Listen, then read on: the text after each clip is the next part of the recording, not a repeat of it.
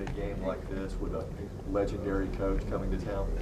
Well, absolutely. I mean, I think everybody's looking forward to the opportunity to play Coach Paterno and the fact that we get to play against the Penn State Nittany Lions. I think it's obviously one of those games that it's kind of a showcase game. It's a game you tell recruits about, and it's a game that I was aware of when I was, when I first got on campus, and it's a game that I've had circled on my calendar for the past 4 or 5 years. So we'd always just kept saying, I hope Coach Paterno's still coaching and everything. It'd be great to be able to compete against him. So I think all of us are really looking forward to the challenge and the opportunity that we have on Saturday.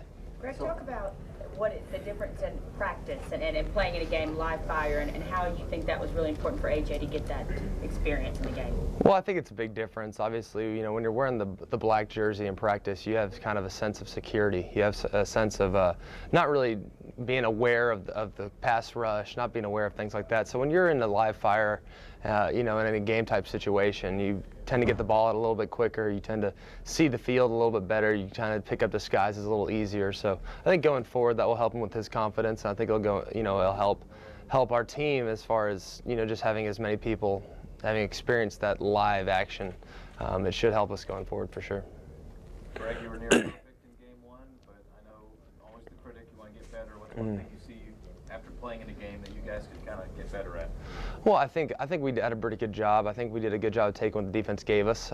There's one bad read that I would have liked to have had back. It's kind of, it happens. I think it's first game of the season, and you're not gonna be perfect every time you go out. But I've said before, I think that we can go out and have a game where we don't have a ball hit the ground. I think that was a very probable opportunity. I think that was very much a possibility on Saturday, but we weren't able to do it. So obviously, there's ways to get better. We just got to be more aggressive and take our shots. And when they are there, don't try to force them. And that's one thing I want to kind of learn from. I just got a little bit greedy at one point in the second quarter, and if I can just kind of get that out of the system, then it'll be a lot better. What do you see from Penn State's defense? Well, I spent a little bit of time watching them this morning. I haven't spent probably as much as I would have liked to. I got to watch them for about an hour 15 this morning, but they do a really good job. They're good tacklers. They're well coached. They always have good linebackers. I think everybody's pretty aware of that. As far as their defensive system, they have big personnel. Obviously, they play in the Big Ten, so their primary focus is to stop the run, and it's very evident in the personnel that they have. They have big guys across the board, and their secondary does a really good job. I know a lot of people say the Big Ten it's just a totally different. It's a different dynamic. It's a different type of football, but then they ran really well. I mean, they can make plays, and we're gonna have to be ready to get open against zone coverage and man coverage and all those things, and it should be a nice little challenge for us.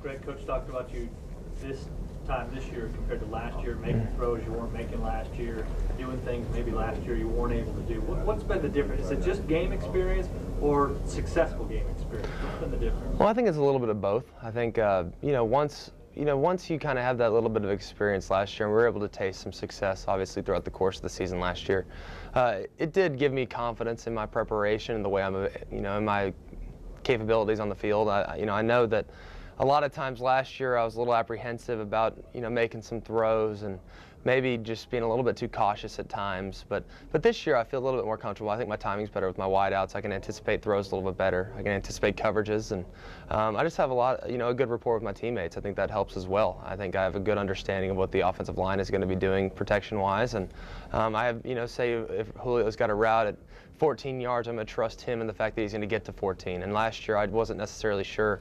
He might run one at 13, run at one at 15, and I wasn't really sure how to gauge it, depending on where the defensive player was aligned. So this year I just have a little bit better understanding. I just feel a lot more confident in my preparation. I know what to look for on film, and I think that it's hopefully going to pay dividends throughout the course of the season.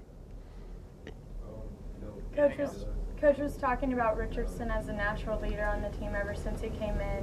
What have you seen specifically from him? Well, Trent is a guy that really does a lot by example. He's not a real vocal guy, but he's also a guy that he's an emotional player, so people really respect what he has to say. He definitely will jump on you if you're not doing something right, and he's feisty. If you jump on him and he feels like he's doing something that's wrong, he'll be hard on himself as well. So he's just a good player, and obviously we have a lot of respect for Trent, the way he carries himself both on and off the field, and a big reason why he is such a good leader is because he is such a good person, and he's very humble. He's a hard-working player, and I think that's a big reason why he has so much respect within the locker room. You played in big games, and you know, everybody wants to make a play in a big-type game, and with this being a traditional powerhouse programs going up against one another, is that one of those things that you have to, hey, I can only make a play if it presents itself, or do you put pressure on to want to do that? How do you keep that in control as a player? Well, one thing I really pride myself in is the fact that I'm cautious to a certain extent, but this year I'm not as cautious. But I try to take what the defense gives me. You know, I think that sometimes you want to take a shot. Yeah, you know, maybe it's early in the game. You want to take a shot to loosen the coverage a hair, or you know, something like that. And I think that that's a big reason why you do want to go into games like this, taking chances and making plays like that. But I've never really been one to really force the ball unless I really have to. And I mean, it does happen obviously by accident sometimes, but I never purposefully try to force it. You know, but I think, you know, we do a pretty good job with our check downs. I have a lot of confidence in our running backs and giving it to them at, you know, 4 or 5 yards, and then being able to turn it into a 15, 20-yard play. So that's obviously a nice luxury for me as a passer, and a big reason why we've been successful, because we don't always have to take that shot, because something that we throw, you know, over the middle for a couple of yards can definitely squirt into about 20 yards, or, you know, an explosive play like that. Two more. Hey, Greg, with Mark Ingram, you know, possibly out this game, how important was it to get guys like Eddie Lacy and Good and you know, some game experience? Well, I think it was a good thing, and I know you guys will probably laugh at me when I say this, but I think the fumble by Eddie was probably as important a play in the game as anything, because it allowed him to learn from his mistake. You know, fortunately, playing an opponent like San Jose State, with all due respect, you can kind of allow yourself to make a couple mistakes, and the fact that he did make that mistake and was able to bounce back from it and finish by having a great game was really encouraging to me, and allowing him not to get down on himself, and he just really bounced back, and it didn't faze him whatsoever. So that was really encouraging, and also good as well. I mean, it's just good to get those guys in the game, because now, you know, their eyes won't be quite as wide when we get to play a game against a Penn State type of opponent. Whether it's a quick hey before the game or a handshake afterward, you looking forward to maybe crossing and seeing Joe Paterno?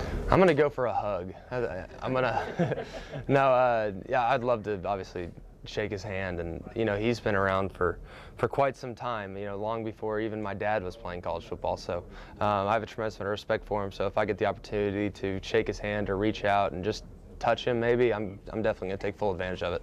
Thanks.